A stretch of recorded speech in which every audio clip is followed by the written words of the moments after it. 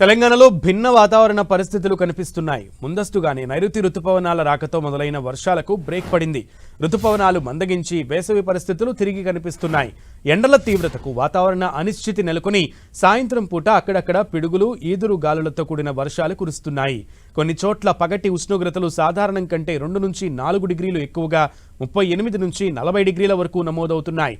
ఈ నెల 10వ తేదీ తర్వాతే రుతుపవనాల్లో మళ్లీ పురోగతి కనిపించే అవకాశం ఉందని వాతావరణ శాఖ తెలిపింది. రానున్న 2-3 రోజులు చాలా చోట్ల వేడి వాతావరణం ఉంటుందని, పగటి ఉష్ణోగ్రతలు 36 నుంచి 40 డిగ్రీల వరకు నమోదవుతాయని సూచించింది. రుతుపవనాలు విస్తరించేటప్పుడు మధ్యలో కొన్ని రోజులు విరామం సాధారణమేనని తెలిపింది.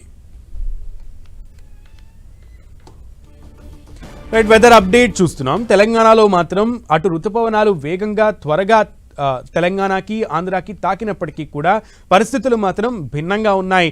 తెలంగాణలో మరొకసారి వేసవి పరిస్థితులు కనిపిస్తున్నటువంటి పరిస్థితి. ఎండల తీవ్రతకు వాతావరణ అనిశ్చితి నెలకొని సాయంత్రం పూట అక్కడక్కడ పిడుగులు, ఈదురుగాలులతో కూడినటువంటి వర్షాలు కురుస్తున్నాయి. కానీ కొన్ని చోట్ల పగటి ఉష్ణోగ్రతలు సాధారణం కంటే 2 నుంచి 4 డిగ్రీలు ఎక్కువగా, ముఖ్యంగా 38 నుంచి 40 డిగ్రీల వరకు కూడా ఉష్ణోగ్రతలు నమోదవుతున్నాయి. ఈ నెల 10వ తేదీ తర్వాతే రుతుపవనాల్లో మళ్లీ పురోగతి కనిపించే అవకాశం ఉందని అటు వాతావరణ శాఖ అధికారులు తెలుపుతున్నారు. రానున్న 2-3 రోజులు చాలా చోట్ల వేడి వాతావరణం ఉంటుందని, పగటి ఉష్ణోగ్రతలు 36 నుంచి 40 డిగ్రీల వరకు నమోదవుతాయని వాతావరణ శాఖ అధికారులు సూచించారు. రుతుపవనాలు విస్తరించేటప్పుడు మధ్యలో కొన్ని రోజులు విరామం అనేది చాలా సర్వసాధారణమైన విషయమేనని వాతావరణ శాఖ అధికారులు తెలిపారు.